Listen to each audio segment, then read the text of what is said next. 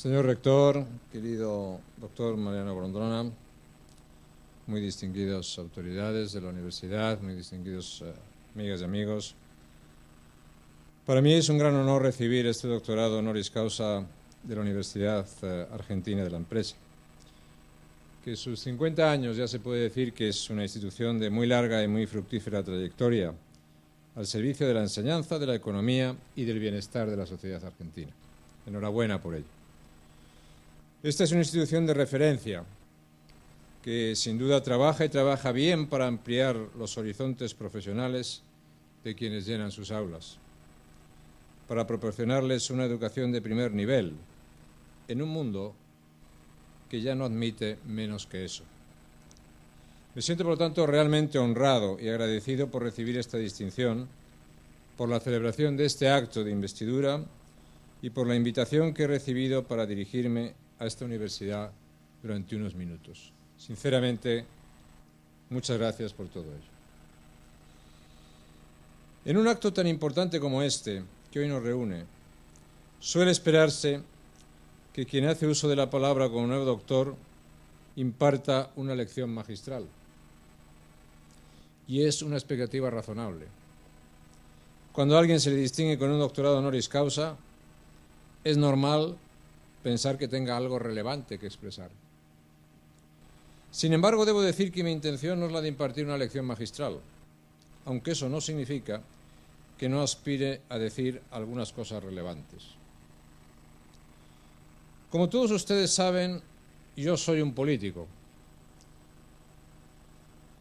arbotante, según el doctor Mariano Grondona, que le agradezco muchísimo que haya esa explicación porque en mi vida me habían llamado muchas cosas, pero nunca me habían considerado arbotante.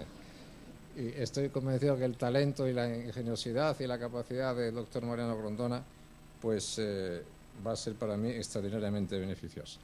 Por lo tanto, soy un político arbotante español.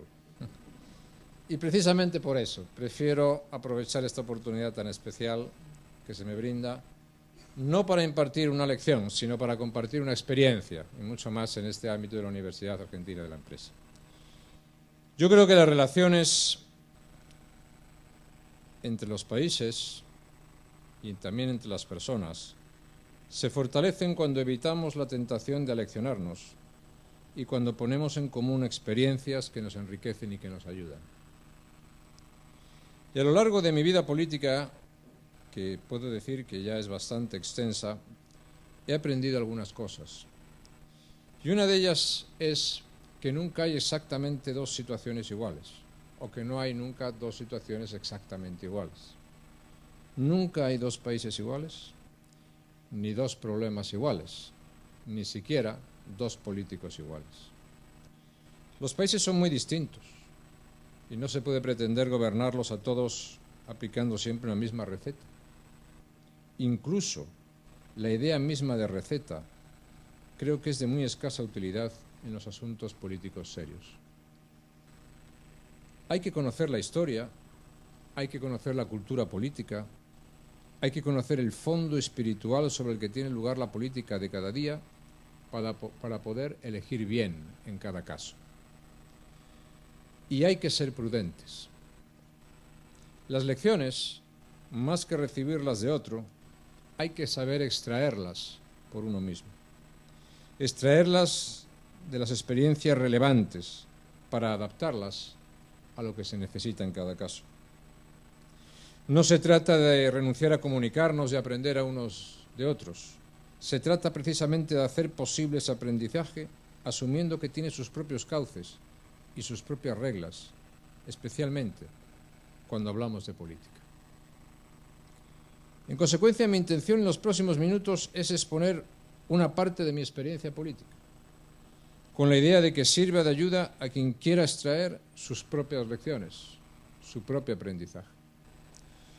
La parte de mi experiencia que quiero compartir con ustedes es, tratándose de esta universidad, pues la que se refiere a la política y gestión económica, entendiendo por gestión económica no solo lo que puede parecer evidente, sino también la transformación social y cultural que una buena política y también una buena gestión económica es capaz de impulsar en un país. Quisiera para ello recordar algunos datos fundamentales que me permiten enmarcar correctamente la cuestión a la que me voy a referir. Unos datos económicos importantes y significativos de lo que ha sido la trayectoria económica de España desde 1996 hasta el año 2011. Como todos ustedes saben, esas dos fechas coinciden con la llegada al gobierno de España del Partido Popular, mi partido, y con la salida del gobierno del Partido Socialista Obrero Español, que ha gobernado España desde el año 2004 hasta hace apenas unos meses, el pasado mes de noviembre. Y los datos que me voy a referir muestran el rendimiento económico de dos etapas de gobierno diferentes, de dos maneras distintas de entender la política. Una desde 1996 al 2004, la otra de 2004 hasta 2011. No pretendo ni muchísimo menos abrumarlos con cifras incomprensibles, pero creo que las cifras son muy importantes cuando se trata de mostrar la verdad, más allá de la palabrería con la que en ocasiones se pretenden envolver las cosas. Y más todavía si las dice alguien como yo, para el cual la política son hechos, y nada más que hechos, fundamentalmente hechos. Pues bien, los hechos, los datos que quiero recordar son los siguientes. Entre 1996 y el año 2004, el número de ocupados en España pasó de 12,6 millones de personas a 17,6 millones de personas.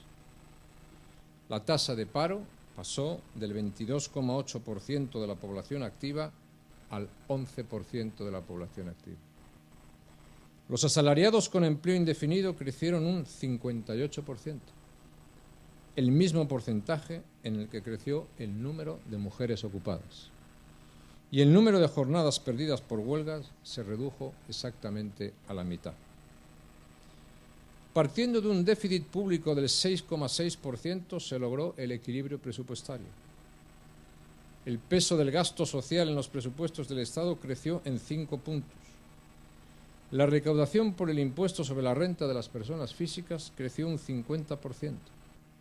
La del impuesto de sociedades se triplicó. La del impuesto sobre el valor añadido se duplicó. Y el tiempo medio para la devolución de impuestos pasó de 100 días a 32 días.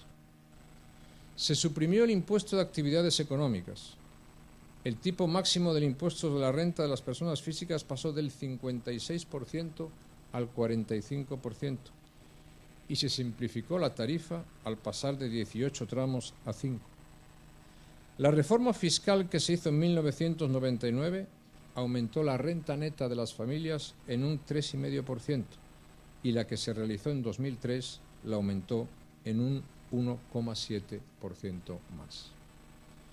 El número de afiliados a la Seguridad Social aumentó un 37% y se creó un fondo de reserva de las pensiones de la Seguridad Social que llegó a tener entonces una dotación de más de 15.000 millones de euros. La pensión media mensual creció un 50%, la de viudedad un 58% y la de jubilación un 45%.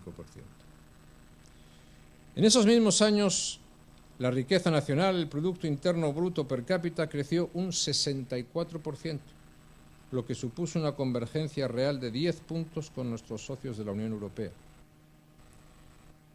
La inflación se redujo desde el 4,3% al 2,2%.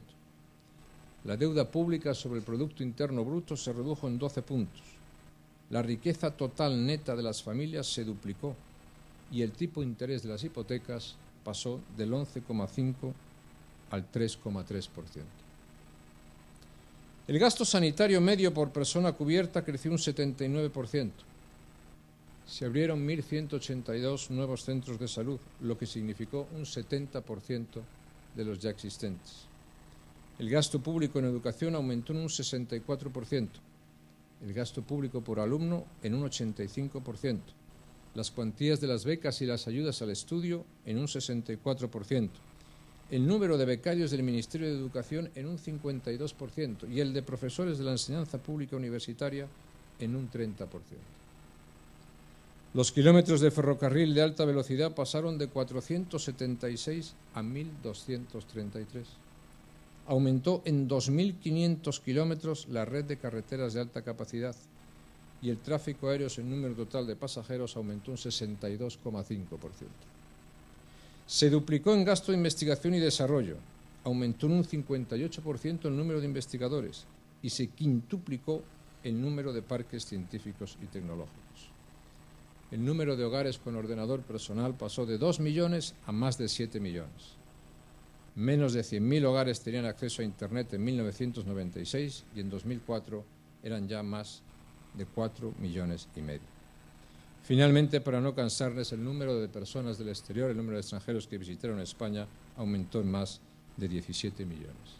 España se convirtió en el primer país inversor de la Unión Europea en Latinoamérica, en el segundo país del mundo inversor en Latinoamérica, en el quinto país inversor neto de capitales en el mundo y en el quinto país que más inversión extranjera recibía en el mundo. Estos son, y perdónenme, hechos. Y ya sé que yo provengo de un país en el que tradicionalmente se decía que España es el único país del mundo donde se discuten los hechos. Pero estos son hechos.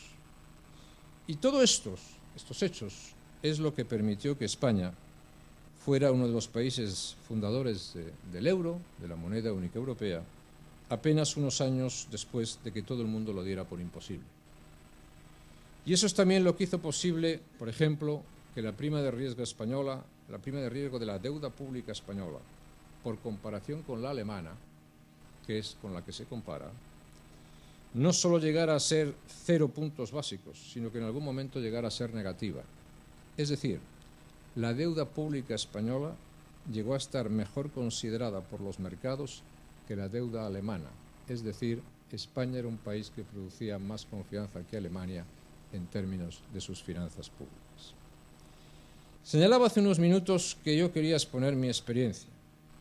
Pues bien, esta es mi experiencia, y es una experiencia que está corroborada por los datos y que tiene un corolario político importante, y es que la disyuntiva entre equilibrio presupuestario, disciplina fiscal y responsabilidad en las cuentas públicas por una parte, y crecimiento económico, creación de riqueza y empleo y bienestar social por otra, es una disyuntiva falsa.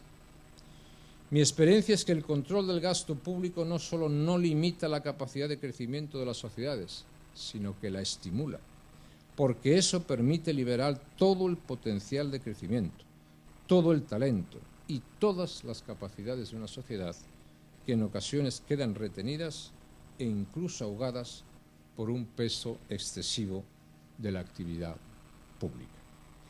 Mi experiencia es que el gasto público es un gasto necesario, es indispensable para muchas cosas, es una garantía de cohesión y de solidaridad, pero es un gasto que debe mantenerse en su justa medida y que debe emplearse de manera que sirva para estimular las propias capacidades de la sociedad y no como sustitutivo de estas. Como habrán podido ver en las cifras que acabo de exponer, se combinaban reformas destinadas a reducir el déficit y la deuda con programas de reducción, con programas destinados a mejorar la educación, la investigación, la sanidad, las infraestructuras, la cultura, el medio ambiente. Mi experiencia es que esto no solo no es incompatible, sino que es perfectamente coherente con una concepción no dogmática, sino instrumental del gasto público. Y mi experiencia es que el resultado español fue la creación de 5 millones de nuevos puestos de trabajo, es decir, más de la mitad de todo el empleo que se creaba en la Unión Europea y más del que creaban Alemania, Francia, Italia y el Reino Unido juntos. Una cifra que no ha tenido parangón desde entonces. Fue también el aumento de la renta de las familias. Fue la reparación y el fortalecimiento del estado de bienestar. Fue un país de amplias y sólidas clases medias, institucionalmente fortalecido, comprometido con la seguridad jurídica y con un potencial de crecimiento muy superior al que tenía apenas unos años antes. un país con una posición exterior fuerte y reconocida, con peso y con prestigio, influyente, que proyectaba hacia el exterior su pujanza y su orden interior, y que hacía buena aquella máxima de que no hay mejor política externa que una buena política interna. Y una sociedad más libre, más dinámica y más emprendedora, más capaz de asumir los desafíos de la nueva economía global y de buscar la experiencia y la excelencia de sus actividades y en sus procesos económicos. Un país que era capaz de obtener más recursos a pesar de haber realizado una reforma fiscal que permitía pagar menos impuestos, porque de ese modo se incentivaba la iniciativa empresarial y se generaba más actividad económica. Y al aumentarse las bases fiscales, se aumentaba también la recaudación para el Estado. El resultado fue finalmente una sociedad mejor, un país más justo, más próspero y con más oportunidades. Y en el año 2004, después, porque esto, querido Mariano Grondona, era los datos y los resultados de la política de lo que tú has llamado la derecha popular en España, después de esto, entregamos a los que vinieron el país más próspero de toda la historia de España. No de la historia democrática española, de toda la historia de España. Sin embargo, en 2004 las cosas cambiaron. Y todo este proceso que acabo de explicar encontró en el nuevo gobierno español su reverso. Podían haber sido así, porque contaban con una experiencia de éxito de la que podían haber extraído las lecciones adecuadas. Pero no fue así. Y yo no quiero entrar en demasiados detalles, pero sí también exponer algunos hechos principales. A finales de 2011, otra vez, la tasa de paro en España superaba el 21%, cuando la media de la Unión Europea era del 9,4%. El paro joven, es decir, de aquellos menores de 25 años, superaba el 45%. Y el número de hogares con todos sus miembros en paro era de 1,5 millones de hogares. El gasto público había pasado del 38,5% al 45,5%. La deuda pública y el déficit se hallaban fuera de control. Y la prima de riesgo de la deuda pública española en relación con la alemana había pasado de 0 a 450 puntos. Es decir, nos costaba muchísimo más financiarnos que cualquiera de los demás. España volvía a la recesión y al paro masivo. Mientras la inflación seguía subiendo, los indicadores de confianza económica caían y las empresas concursadas y los impagos aumentaban rápidamente. Y el aumento del gasto, no solo esto no lo paliaba, sino que por el contrario lo agravaba. Dicho de otro modo, entre 1996 y 2004, como he dicho, se crearon en España 5 millones de nuevos empleos, más que Alemania, Italia, Francia y el Reino Unido juntos. Entre 2004 y 2011 destruimos más de 5 millones de empleos, más que Alemania, Italia, Francia y el Reino Unido juntos. Entre 1996 y 2004 controlamos el gasto y generamos bienestar. Entre 2004 y 2011 se disparó el gasto y eso no trajo más que malestar. Y lo que es peor, se desmanteló el tejido empresarial que podría crear riqueza y empleo de nuevo. Pues bien, estos son también datos y son también hechos de diferencias políticas. Y esta es la situación que hereda el Partido Popular, que acaba de hacerse cargo con el Gobierno de España después de que los españoles le otorgaran abrumadoramente su confianza en las recientes elecciones generales en noviembre del año 2011. A estas situaciones no se llega por casualidad. Se ha llegado porque las cosas se han hecho muy mal. La experiencia de la etapa 1996-2004 muestra que el control del gasto, la responsabilidad y la austeridad de las instituciones públicas no solo no perjudica la viabilidad del estado de bienestar, las políticas de solidaridad y el fortalecimiento de las clases medias, sino que los beneficia, como ninguna otra política. Y la experiencia de la etapa 2004-2011 muestra que el gasto irresponsable y el crecimiento desmedido y sin criterio de administraciones públicas es lo que más puede dañar exactamente a la cohesión social. Y nuestra experiencia como españoles nos dice que conviene aprovechar los años buenos para hacer reformas y para asegurar hoy el crecimiento y el bienestar de mañana, que no está ni mucho menos garantizado. Y nos dice que es un error letal para un país consolidar como gasto estructural ingresos que son coyunturales, que provienen de una circunstancia excepcional o de un golpe de suerte que por su misma esencia, con seguridad, no puede durar para siempre. Y como tales hay que considerar la elevada cotización de las materias primas o, en el caso de España, una enorme expansión del sector inmobiliario. El error no es que esos sectores crezcan y generen recursos. El error es consolidar como gasto permanente lo que se está pagando con ingresos que no pueden ser permanentes.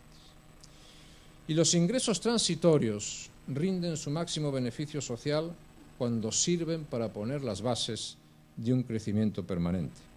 Y por el contrario, pueden llevar al desastre a un país cuando se usan en sentido equivocado. Esa ha sido nuestra experiencia en España. Generamos de 1996 a 2004 nuevas bases de crecimiento y de ingresos, que a su vez empleamos para generar otras que pudieran tomar el relevo, porque sabemos que es así como funciona la economía. Actuamos mediante procesos de reforma permanente e inversiones capaces de crear nuevos empleos y nuevas inversiones, es decir, crear un proceso de crecimiento sostenible. Si todo eso se hubiese mantenido, no hubiésemos luego iniciado un proceso de 2004 a 2011 donde todo se redujo a gastar lo que se ingresaba, a no iniciar nuevas reformas y a no poner bases de crecimiento del futuro. Y el futuro llegó. Y el futuro, cuando llega y te sorprende sin hacer sus deberes, puede adquirir una imagen cruel y puede convertirse en una crisis devastadora. La herencia, la mejor herencia recibida económicamente en España, se dilapidó y las fuentes de ingresos se secaron. Y las consecuencias son las que demuestran, los hechos son los que demuestran los datos que he dado antes, las cifras que he dado antes en términos de desempleo y falta de crecimiento. Pues bien, señoras y señores, yo no tengo ninguna intención de extraer ahora las lecciones argentinas de la historia española. Pero estoy convencido de que la experiencia que acabo de mostrar encierra numerosas enseñanzas que se pueden extraer por quien quiera hacerlo o tenga interés en hacerlo. Aquí en Argentina y en cualquier otro país. Enseñanzas acerca de las buenas y malas políticas, de las responsabilidades y de las responsabilidades, de cómo generar crecimiento y empleo o de cómo hacerlo desaparecer. Extraer esas lecciones nunca es sencillo. Incluso en España, ese aprendizaje ha sido fruto de un largo esfuerzo y de un proceso lento y duradero. Y la tarea que los nuevos gobernantes españoles tienen por delante es muy difícil. Es una tarea que exigirá mucho coraje, mucha decisión, mucho tiempo y mucho sacrificio. Nada es gratis, nada. Y menos los errores en un mundo que avanza tan deprisa como lo hace el nuestro. Y por eso me parece que es importante tener a la vista las experiencias de otros y aprender de ellas para no tener que pagar por ellas. Yo modestamente creo que la mía y la de mi país es una experiencia que encierra algún valor para quien sabe encontrarlo. Y por eso, en el momento de recibir, señor rector, este doctorado honoris causa que tanto me honra, he querido sencillamente ponerla a su disposición, porque creo que la experiencia es patrimonio de los pueblos. Es lo que les permite no tener que empezar de cero en cada ocasión. Es lo que les permite no perder el paso de la historia, aunque en ocasiones puedan tropezar. Y esto es lo que yo deseo para España, para mi país. Y es también lo que deseo para este país tan querido por mí, que es Argentina. Sencillamente, que sepamos ayudarnos a mantener siempre el paso de la historia. Muchas gracias a todos por su atención.